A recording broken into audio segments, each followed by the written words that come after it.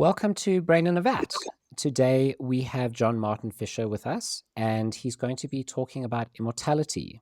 John's going to be presenting some arguments from his latest book on the topic called Should You Choose to Live Forever? John, would you like to start with a thought experiment? Imagine a library with a large number of books, though, of course, a finite number of books. And imagine that you can read all of them over time, and then you could reread them as many times as you'd like. Many people think that eventually you would get bored. They would not anymore be of interest to you. And some people have made the analogy between the large finite library of books and living forever. And they've claimed that just as you would become bored with the books, you would become bored with living forever. So my question is this correct? Is this a valid analogy, or can we make a distinction between the library and living forever? So I take it, John, that your view is that it's not a good analogy, and that even if you get bored in the library, you wouldn't get bored in an infinite, or not an infinite, but a very long, finite life. Is that correct? Yes, that is correct. It's an interesting analogy, but not a good one in the end, for a number of reasons. First of all, we come back to books, even books we've already read, with a new perspective. We're older, we have more experiences, perhaps we've grown and matured, and so we get something different out of the books every time we go back to them. It's kind of like travel. You can travel to a great city or a beautiful national park, and it's not as though we think, well, we should never go back again because we've seen it, been there, done that. We get something new every time. We look from a different perspective. We've got a different viewpoint on the world, and that's the first point about the library. Secondly, we're always adding books in life. Let's say we're doing the analogous thing. We're adding books. So it's not as though life is like a finite collection of books. Um, and so both of these differences, in my view, make the library a bad analogy. But then it sounds like it's not a terrible analogy. It's just that we should rethink how we'd feel in the library case. So in the library case, Yes. we actually wouldn't have a problem spending time in an extremely large library for a very long period of time. Yes, I think that's right. That's the first point. The second point is life would involve new experiences, new projects, which is analogous to a library that's continually acquiring new books. Um, so, right. It's an interesting analogy because it points to important facts about what we care about in life and why living forever under certain circumstances might not be a bad thing. So the idea is that, if I understand correctly, there would still be novelty in this limited but very large library and this limited but very long life. There would still be novelty, both because new experiences do come about, but also because we approach experiences from a fresh perspective. Um, Right. but even so, isn't there a fatigue that people feel? So maybe you've had enough of libraries eventually, if you spend a long time in the library. And in this case, maybe you've just had enough of living. This, by the way, is my father's view on immortality. He says, I would just get very tired. Right. Well, you have to be careful. First, you don't want to go to the library every day, morning, noon, and night. That would become exhausting and you would quickly lose your interest in libraries and books. So that's what I call the scrunching problem. You don't want to scrunch up your experiences in that way. We need to rotate our activities. Kierkegaard talked about a farmer who has to rotate her crops in order to avoid depleting the soil of the nutrients. And we have to do something like that with our pleasurable activities and our projects. Um, Secondly, I think that, right, if we don't scrunch up our visits to the library, I don't see why it would necessarily be the case that we would get tired of books and libraries. We don't get tired I never get tired of visiting San Francisco. It's an area in which I grew up. It's a wonderful, beautiful city. You can watch the fog coming in over the Golden Gate Bridge into Golden Gate Park, and their wonderful restaurants. It's just a magnificent city. Now, it does have some social problems these days, but basically, it's a marvelous city, and every time I go back, I get something new. I have new experiences. Even if I go back to the same places within the city, I'm coming back at a different age. It's been a while since I've done it. I don't see why the library would be any different. And so the idea that we would inevitably become tired um, doesn't resonate with me. Now, one more thing about your dad's view. I think as we grow older, and I am growing older, like all of us, um, one's body starts telling one that one is getting older, and eventually the body starts becoming less mobile and more painful. And as we age in our current situation, it becomes more and more difficult to pursue the projects we want and to enjoy a pain-free life. And I can certainly imagine why that would become exhausting. And you could say, I've had enough of this life, the pain, the suffering. I just can't do what I want. Granted, but that's not the kind of thought experiment I have in mind. So, in your thought experiment, when you rock up to the library every day, you're rocking up the same. It's almost like a reset. Your physical body is the same. You arrive at the library, you've got the same mental acuity, the same physical abilities, and you can sit all day and read books at the library. I'm assuming in your thought experiment about living forever, you don't age then as you live forever. You stay you stay at a youthful point of your life. Is that how the thought experiment would function? Right, and this is similar to the famous thought experiment that comes from the play by Carol Chapek about Alina Macropolis. The Macropolis case is called, made into an opera subsequently by Leos Janicek. It's about a woman who does have an elixir of eternal life, although basically it just guarantees her 300 more years. And then if she takes it again, 300 more. And of course, she's chronologically aging, but she's not biologically aging. Her body's not deteriorating, and she's not subject to certain fatal disease or any fatal disease. And her brain is still working well, and so she's not well, just to reiterate, she's not biologically aging. And I imagine that we can conceive of living forever under relatively favorable circumstances in which our bodies remain vital unless we abuse them in certain ways, and then we have to take the consequences. It's not as though we can do whatever we want with impunity, but as long as we live with an eye to health and without taking excessive risks, then our bodies will remain vital and strong and healthy. Our brains will still be functioning, and so I could imagine finding that kind of immortality very attractive. So I'm curious how the equation would change at various points in life if you were to take the elixir at that point and it were to freeze your age and your physical health at that step of your life. So if you took the elixir as a child, would it be a good thing?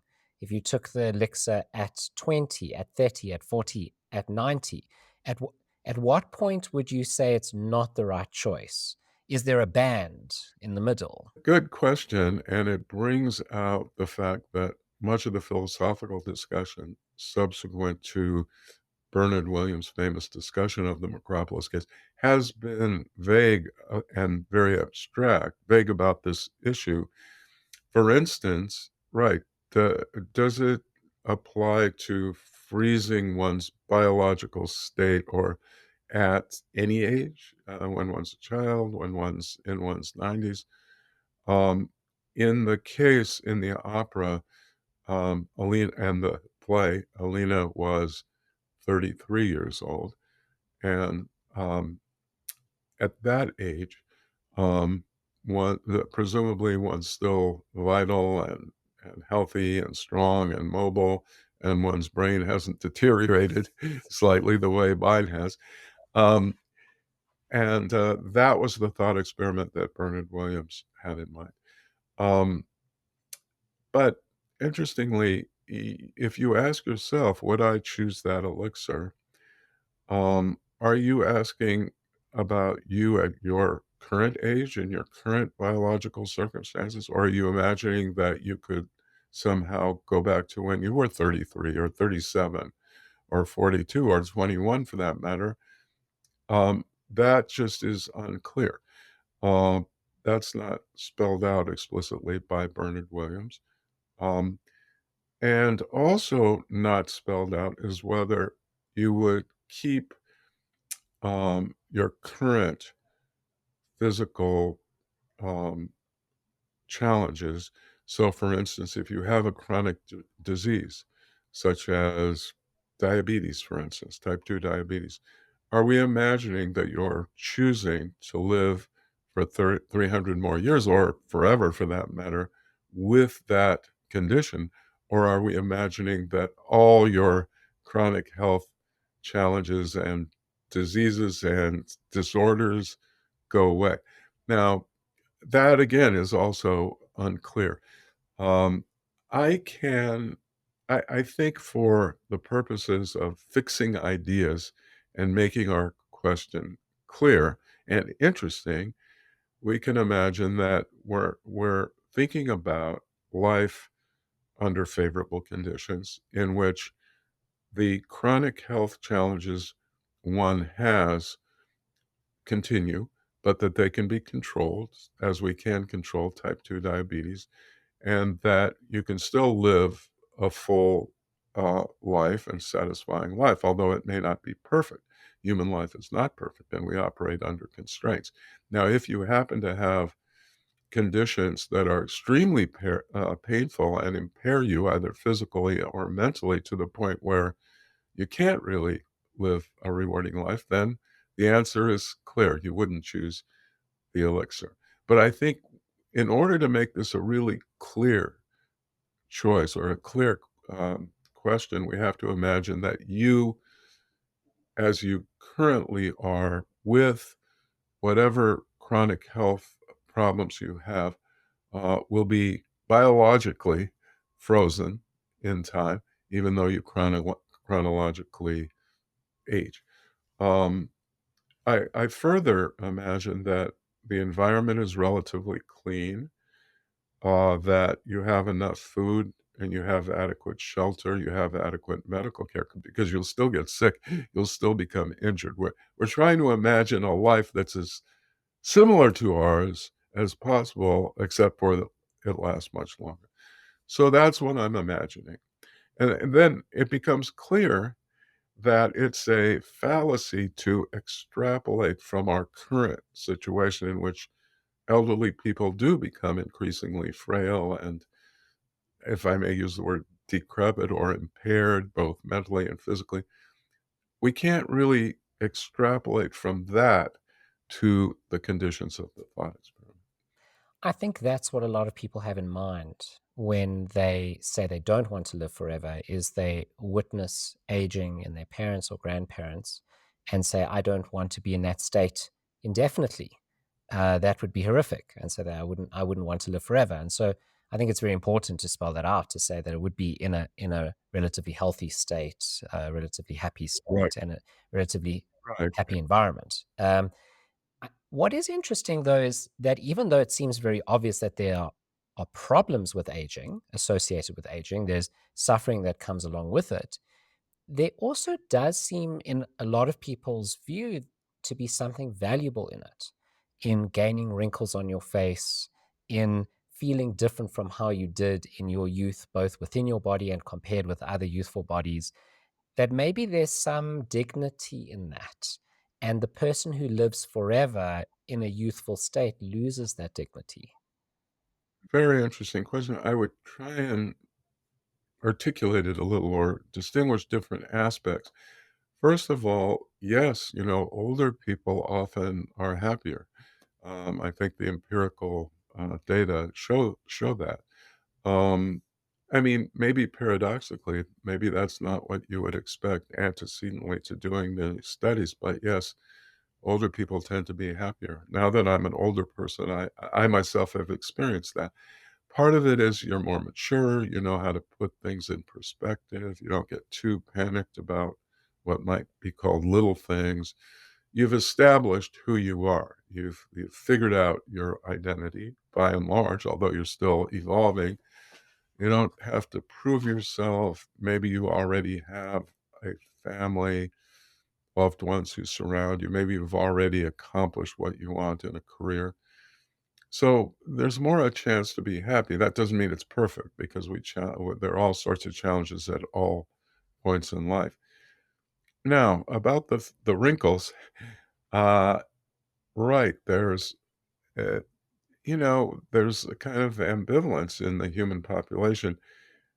Maybe I see it, especially in California. People engage in anti-aging uh, practices, and they go to anti-aging medicine, and they use Botox, they use all sorts of lotions and strategies and surgeries, strategies for looking younger. Um, again, I would distinguish that from the idea that there is a certain dignity and happiness and satisfaction that mentally and psychologically comes with older age. The appearance stuff is not something that appeals to me in particular, um, but many people do aspire to the fountain of youth in the sense of a youthful appearance. I see it all around me. Um, I'm kind of I'm neutral about that, and I certainly think you can overdo plastic surgery, um, to the point where it defeats one's purpose. Um, right. So let's push this further away from the issue of physical appearance to the issue of physical feeling in the body. So at least my experience as I've grown older, and I'm not as far along that experience as you are, but I am further along than I was. I'm 39 now, is that I have a lot less energy than when I was 29 or 19. Mhm. Um, and so I have to select my experiences a little bit more carefully. And maybe with that comes a whole new way of valuing experiences that I'm forced into a new cognitive operation that I'm forced to perform. I'm forced to choose what I want to do with my day in a way that maybe I never had to do 10 or 20 years ago. And let's say we were to freeze me at 25, I would never have had that experience. Isn't that a loss? Interesting question. It might be a loss, but you have to put that on the scales along with the gains. I think it's always a complicated question about choosing to live forever or choosing to live for a long time at different ages, and the challenges will be different. So even if I were asked if I wanted to take the elixir now, given my current health, and I have some of those chronic ailments, and my current biological status, yes, I would definitely take it because I still find my life very rewarding, and my body supports it to a large extent. If and I think a 19-year-old or a 24-year-old or a 29-year-old might well have a positive attitude toward it, but it depends on their particular status. Remember though, the it's philosophically not that interesting to ask the question whether you would choose to live much longer if you were in terrible pain or you were impaired or you were in horrible poverty, um, or or your environment was dirty and ugly. Those are not that interesting philosophical questions. but what we're imagining is relatively favorable circumstances. Now, it's always there are pluses and minuses, pros and cons, and there will be losses. And one loss in choosing, let's say, um, to live forever at 25 biologically and psychologically, you would still grow, but biologically at 25 is you wouldn't have the experience of lessening energy and lessening physical prowess. Now, it may be that there will be better anti-aging medications and caffeine that can help you, but analogs to caffeine. But yes, you will lose something. Um, also, apart from the physical prowess and energy that you lose some of the fraughtness of life where we have to make selections and choices where we can't choose everything or we don't have the opportunity to come back an indefinite number of times and make different choices and kind of experiment or subtract the bad ones. Um, so there'll be costs, but then again, I would suggest that the gains might well outweigh the losses. So, one of our prior guests, David Benatar, he says it's better not to have been born because he thinks that life he has these sophisticated arguments for this view, but basically it comes down to the idea that life is full of bad things. Um, and if you live longer, then you just have more of those bad things. So when you say there's benefits to living forever, what are those benefits? Is it pleasure? What is why would we want to live longer? Right. Um, I think we have to first figure out what's valuable and what we care about, what's rewarding in our mortal lives as we live them, not as we lead them.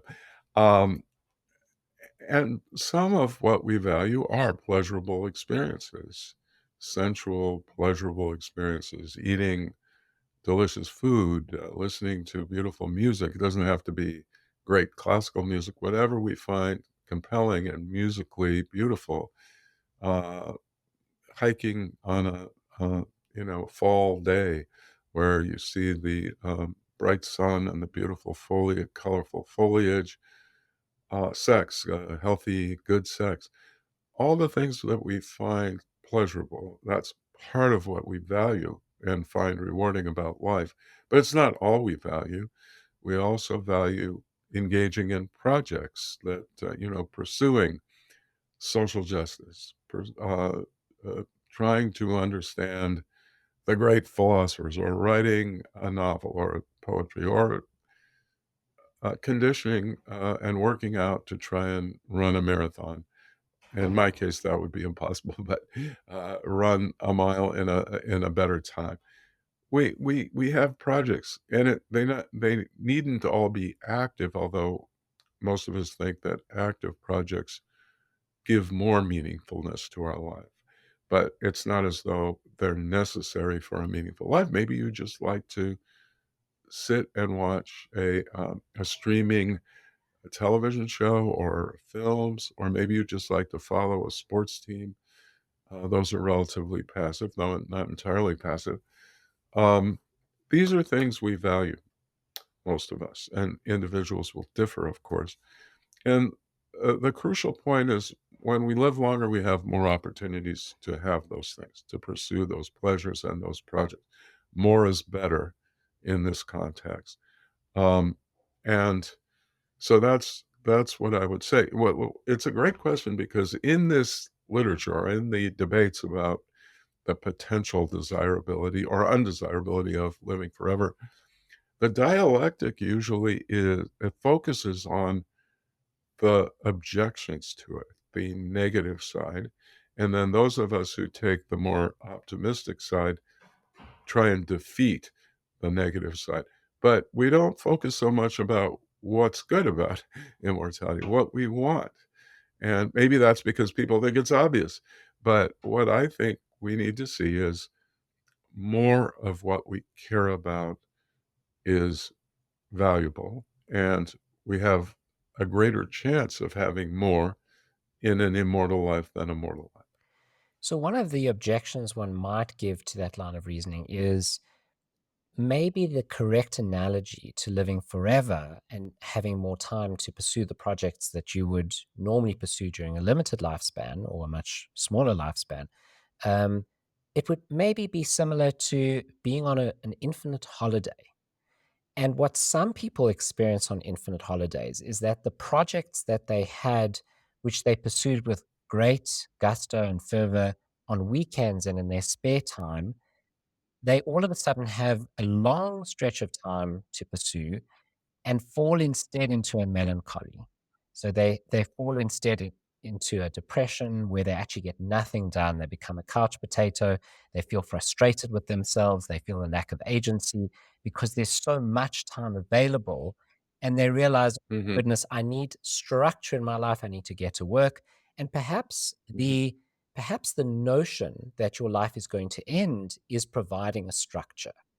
And Sure. without that, it's similar to an infinite holiday and the person on it feeling aimless. People often, experience similar things. Great philosophers have argued that death gives meaning to life. It makes life fraught and precious, and without that, we have no perhaps even no motivation to get off the couch. Um, I have heard people who say they retired much too early because in retirement, they have lots of time, and they always thought, "Gosh, if I only weren't spending so much time at work, I could pursue my hobbies, I could listen to music, I could write, I could, read novels." Then when they retire, they don't have anything that propels them, that galvanizes them, and that can be depressing, right? And the same with a sabbatical. I know many of, academics who say, "Gosh, I'm on sabbatical, I have all this time, but it's hard for me to get to work." Um, so too much time can be a problem, especially in our finite lives or our mortal lives where, we're used to deadlines and pressure, time pressure. I don't think it has to be that way, though. I think that, again, we don't wanna scrunch up our activities, we wanna spread them out in a sensible way. We want to engage in pleasurable activities, physical activities, athletic activities, but also more cerebral projects and hobbies, chess, maybe reading. I have a friend who reads mathematics, though that's not something I really love, but he loves reading through books on abstract algebra and logic. And I certainly know people who love theoretical physics, astronomy, and philosophy, and, so I think if one distributed those activities in a sensible way, like Kierkegaard talked about rotating your crops, I think it needn't turn out that you will become kinda listless and won't know what to do, or will lose interest in your hobbies. I mean, why exactly would you lose interest in your hobbies? I think, there are philosophers. Shelley Kagan, the American philosopher at Yale, has written about the fact that he loves Thai food, but eventually he would just get tired of it, maybe even sick of it. But he would be bored by Thai food. It wouldn't interest him anymore.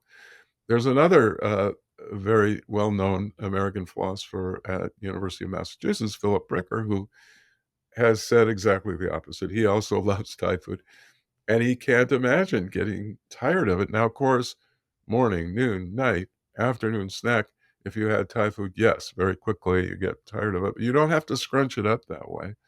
And Philip Ricker is, amusing in that he thinks he doesn't want a, quote, "piddling alpha null number of years," which is the lowest level of infinity. He wants a higher infinity in order to keep eating the Thai food and keep doing the other things he loves. So part of it might just be personality and your own predilections, and maybe what how imaginative you are, but, I just don't see how why engaging in projects that are fun and compelling in our current lives would necessarily lose their appeal. Maybe for some people, but not for all. It's interesting you mentioned Thai food because I spend quite a few months a year in Thailand every year, and I love the food. And I do Ah, experience this attenuation of joy by the end of the trip, eating the food. well, And then I leave Thailand and I massively miss it. And I think maybe that's the point, is that yes, you might get a little bit bored, but when you realize that life's going to end, you definitely want more of that, even if it's boring. Um, right. and I mean, I found it interesting earlier that you said that at your age you would take the elixir. And I think it's interesting that almost at every step of people's lives, even people who are suffering immensely, do try to prolong their lives. They take Yes. medication that gives them a few more years. Um, Yeah, even, people with cancers that are terminal and involve considerable pain or limitations sometimes or often choose drugs that have terrible side effects, but they may only give them a couple extra months, but they prefer that. The way I put it, if you are religious, then you have hope at least of a good afterlife. But on a secular view, where you assume no afterlife, you might say living for a couple more months in pain is better because it's better than nothing. Something's better than nothing, even if it's not great, or even if it involves considerable pain and suffering. It's better than nothing. But I think the main point about Thailand is that when you're there, that's all you can have. Or, I mean, I'm sure there are other options, but if you're eating Thai food for 3 or 4 months, you're not rotating your crops. Basically, you're not rotating your pleasures, and that is very important. Think about your favorite popular song, or even great classical piece. Um, I think it wrecks the pleasure if you listen to it too much, scrunched up. It just wrecks it. And but if I go back to uh, a piece of music I love, let's say Bach's second unaccompanied violin partita, which I think is wonderful. Um, I assume that if I listened to it every day, it would lose some of its delight or its appeal. But I go back to it. Maybe sometimes 6 months passes, maybe a couple months, and it always has that tremendous quality that engages me and delights me and produces awe. And so I think a lot of the key here is to distribute your activities appropriately. so far, everything we've discussed has had to do with whether it's rational for a particular agent to choose whether to live forever. There's two related questions, though, that might have different answers. So, the one question is it possible for the very same person to persist forever? Where that person is made up in a similar way to the way we're made up. And I'm not asking an empirical question. It's, you know, over time, a mind forgets things. So I'm 39 and I don't remember a whole lot of what happened when I was four, for example, 4 years old. I imagine if I was 950 years old, I wouldn't remember a whole lot of what happened now. Um, would I even be the same agent persisting through time? Is one Mm. question. And then after that, I'd like to get onto the question of what should we as a society want to do? Should we all want to live forever? But let's first discuss this metaphysical personhood question. Right, it does depend on your views of personhood, personal identity, and the related question of persistence over time. And my co-author in the book, Should You Choose to Live Forever, Stephen Cave, is an animalist about personal identity. He thinks I am essentially a particular animal, and that animal couldn't, within reason, almost certainly couldn't persist 950 years or forever. Um, I take a different view. I believe in some sort of experiential or phenomenological theory of personal identity. And important to that is a continuity of memory and value and intention. That's what makes me who I am over time. Now, how do I answer the question that you asked? When I'm 950, or when an individual is 950, that individual will not have presumably any memories of what we're talking about today or this particular interview, no matter how compelling it is. And it's always fun to talk to you more. It's always fun to talk to you, Jason, and also to Mark. I think this is my fifth opportunity, and it's always great. But I will, if I am fortunate enough to live forever, or even till 950, I won't remember it. But the key is, even in my mortal life, I don't remember anything that happened to me when I was 4 years old, or even or five. I have seen pictures of me bundled up in the snow in Cleveland, Ohio, when I was 3 or 4. My parents tell me that we moved to San Francisco when I was 5. I have no memories of those times, and yet it was me. That little boy was the same individual as I am now, perhaps at a different stage. Certainly, I look different and I have different characteristics and features, but it was the same particular metaphysical individual. And that's because there's a certain continuity of mental states. When I was 6, I remembered a lot of what happened when I was 5, and when I was 7, a lot of what happened when I was 6 and 5. And the, as it were, adjacent times are connected, or my mental states, including my memories, but perhaps not limited to them, my values, my intentions, they relate in a certain distinctive way to what just preceded. And as long as those proximal, you might say, connections are in place, the distal, the facts about the distal times when I'm 71 as opposed to 5 or 12, um, I think. Okay, let me start that over.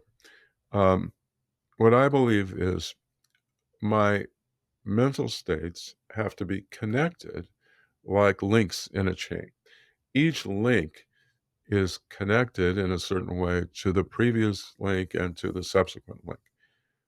Now, the the link at one end of the chain is not directly connected to the link at the beginning or near the beginning, but as they are parts of the same chain. And that's because the adjacent or contiguous links are connected in the right way. I'd say the same thing about our mental states.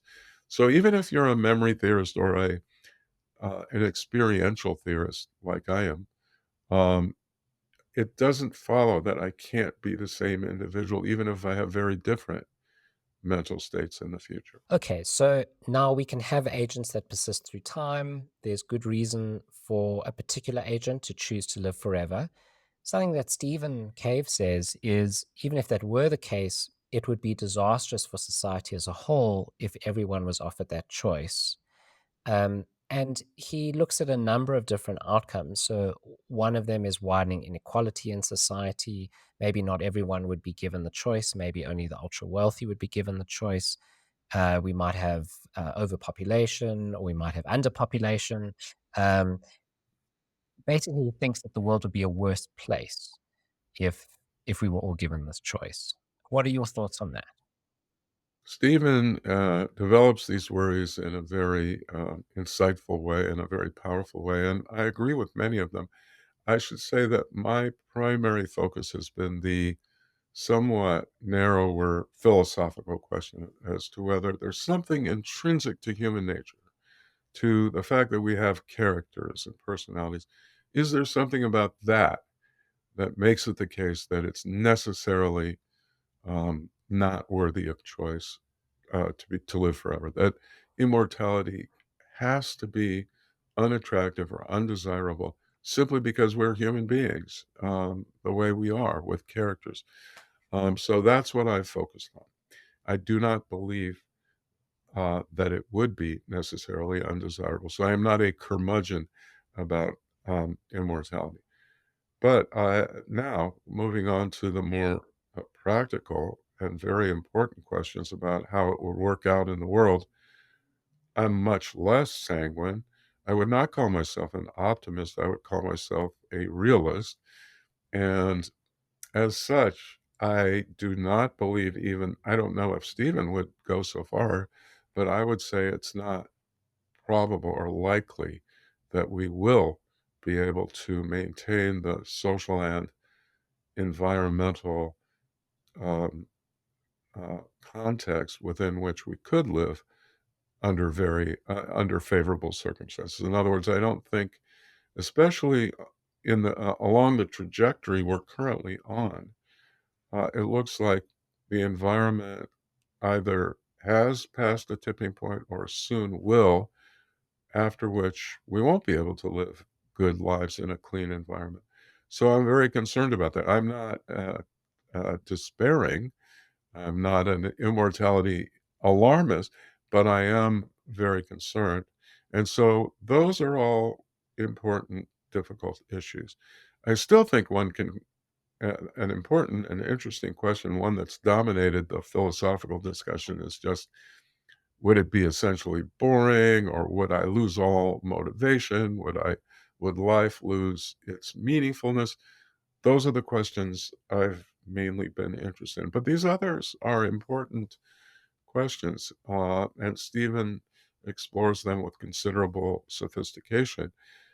Um, I think there are answers to some of the questions, um, but they are not all. They come with their pros and cons too.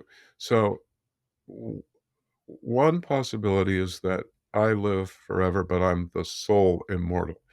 That has problems because my friends will be dying. If I have children, they'll be dying, and that can be quite depressing. So we might imagine a group of immortals, but not everyone. Enough fellow immortals that I can have families, I can get married, I can have friends. Perhaps my children will be immortal and my grandchildren, but it's limited so that there aren't explosions in populations like if everyone were immortal. That's the kind of model that I think is most defensible, although it introduces an inequality that might be quite objectionable and that it might exacerbate already existing inequalities. Um, so there are uh, justice problems with that limited conception of the population of immortal people. If we imagine that everyone has the opportunity to be immortal, then we would have to imagine no children.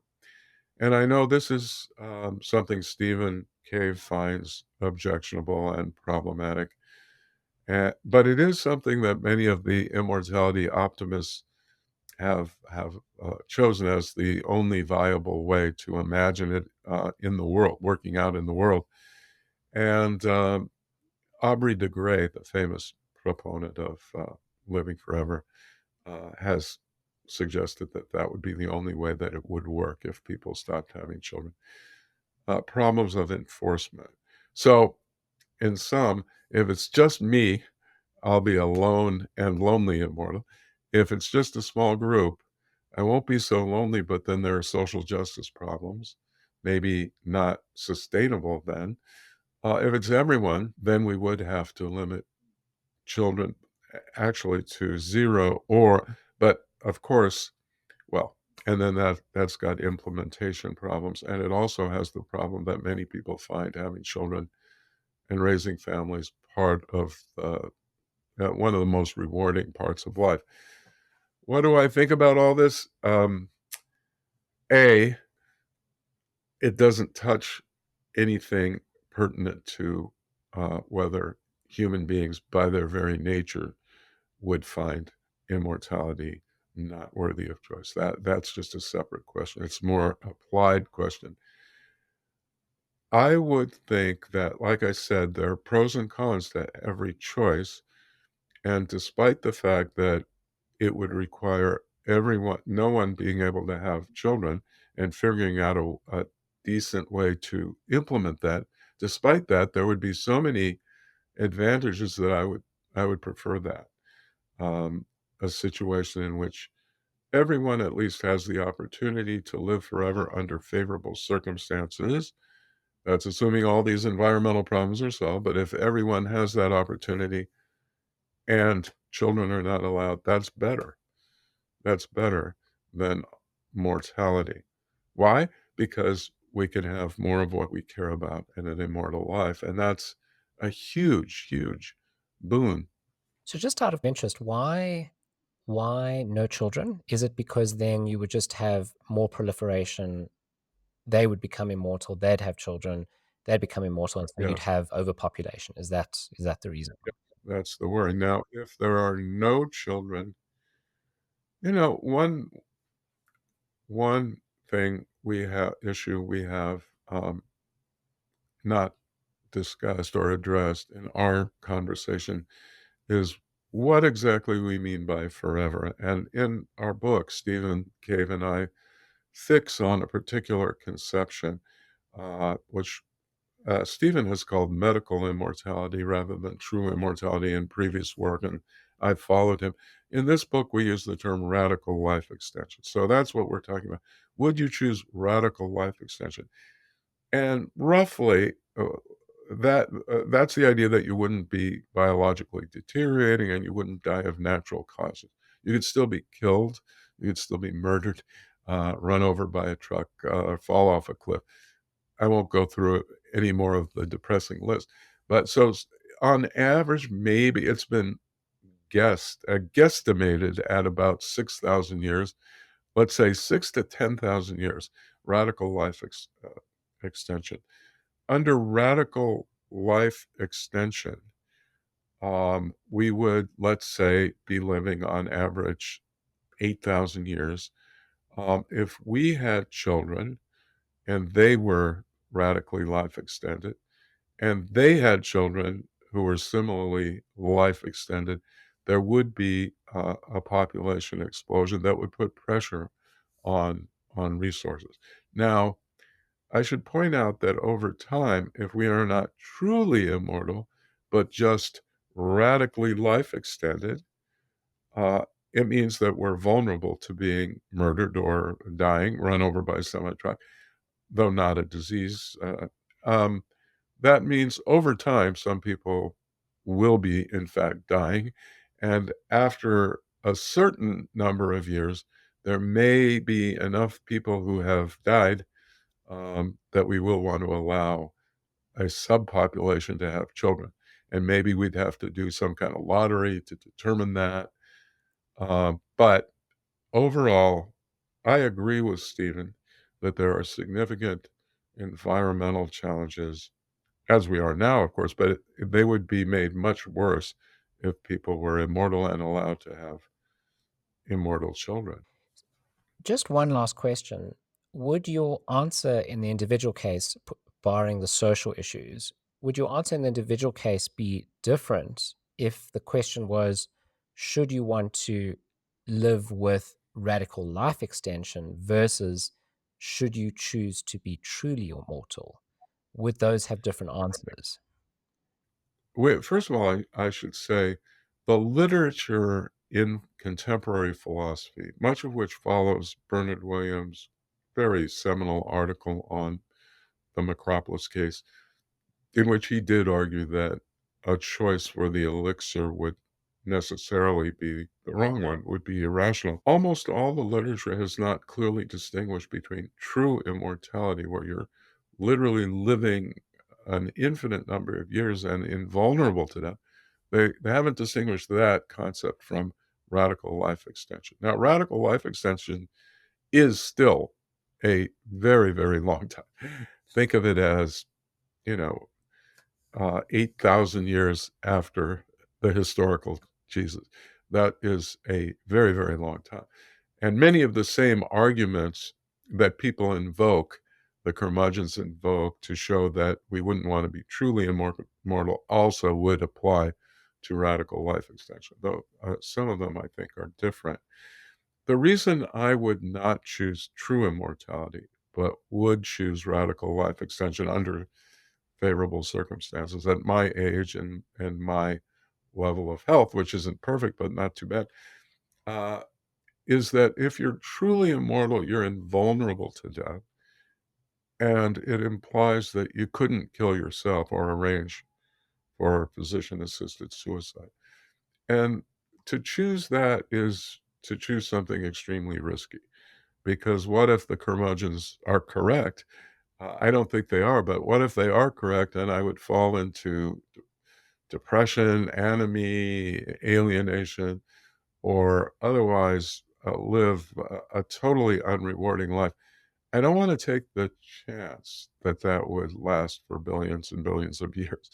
And that's why if you imagine that I'm invulnerable to death by any other means, I couldn't die if I fell off a cliff or a semi truck ran over me or I was murdered by, a jealous individual, then it follows presumably that I couldn't arrange for my own death or kill myself. How could that not be? So that's very risky, but radical life extension is consistent with arrangements that would give me an exit strategy. So that's why I think there's a difference.